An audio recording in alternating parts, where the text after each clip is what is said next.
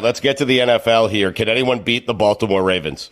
Yeah, the 49ers, they can. Okay, all right. The Ravens beat them up pretty good, Chris. I know. And, I think, again, the 49ers didn't play their best ball. It's a tough matchup for the 49ers. But, I think if they play again, the Niners will go back in the lab. They'll play it a little differently. I think that'll be a nail-biter type of football game. The other team I'm going to throw out there to you is the old Baltimore Ravens, a.k.a. the Cleveland Browns. Wow. Right? Yeah.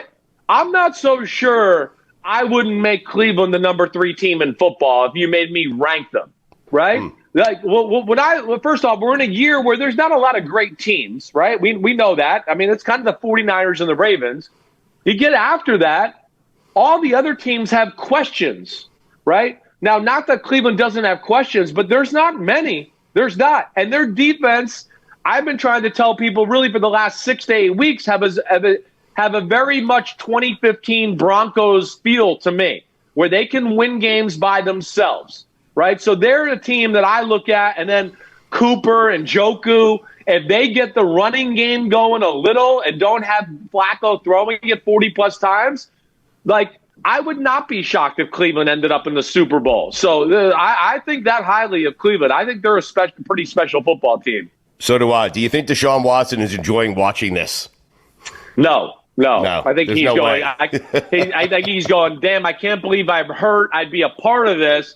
Let alone he's going. Damn! This is going to put a lot of pressure on me if Flacco goes to the Super Bowl or the AFC Championship game, or they win the Super Bowl. It's going to put a whole lot of pressure on me in the whole situation.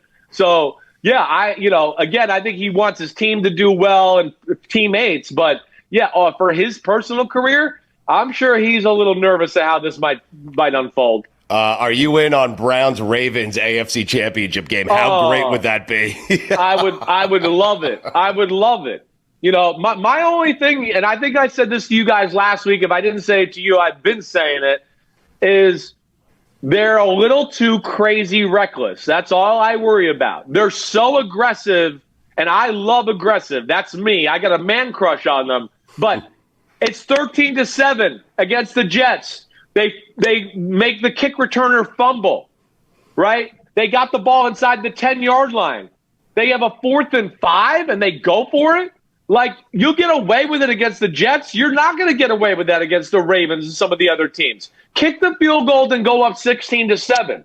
Aggressive is not always the best route. Now, I don't know. Maybe the analytics people, like Kevin Stefanski, has to listen to the analytics people. But, yeah, that's what I worry about with Cleveland more than anything, is just kind of the reckless aggressiveness that when you play through your defense, right, teams that win Super Bowls playing through their defense, they're not reckless go for it on 4th down football teams. The 85 Bears, they didn't go for it on 4th and 5 from the 5 ever. Never. The 2000 Ravens never did it ever. They went, we'll kick a field goal. We'll beat their ass again.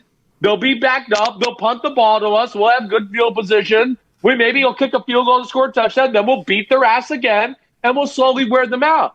The Browns give teams too many cracks to go, hey, get back in the game. You want to get back in the game? And that's what scares me. Sorry for the long answer. I don't want to get too far ahead of ourselves here, Chris, but Flacco goes. He leads the Browns to the Super Bowl, wins his 2nd Super Bowl. Hall of Famer?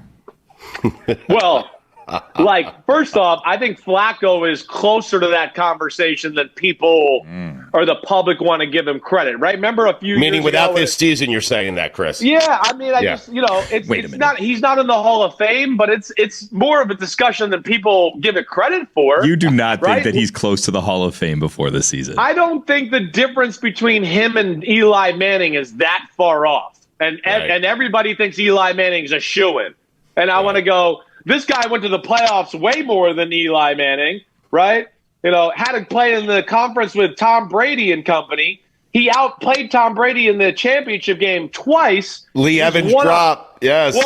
Well, Lee Evans drop, and then they missed the field goal right after that. I mean, he outplayed them. They played in the, I think 2 championship games. He outplayed them both times, right? So there's way more clutch and big-time plays from Joe Flacco than people are giving him credit for.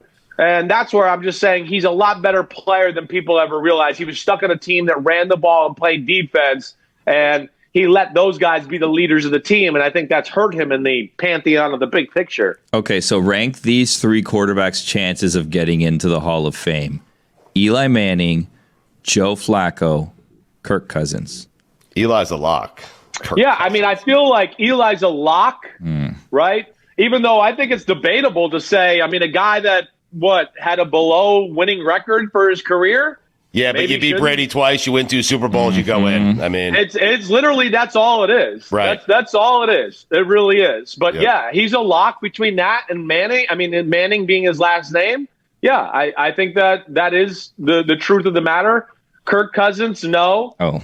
Joe Flacco wins a Super Bowl, wins another MVP. Getting closer. It'll get closer. There's some chance there. I'm just saying there's a light at the end of that tunnel, Billy. That's all I'm saying.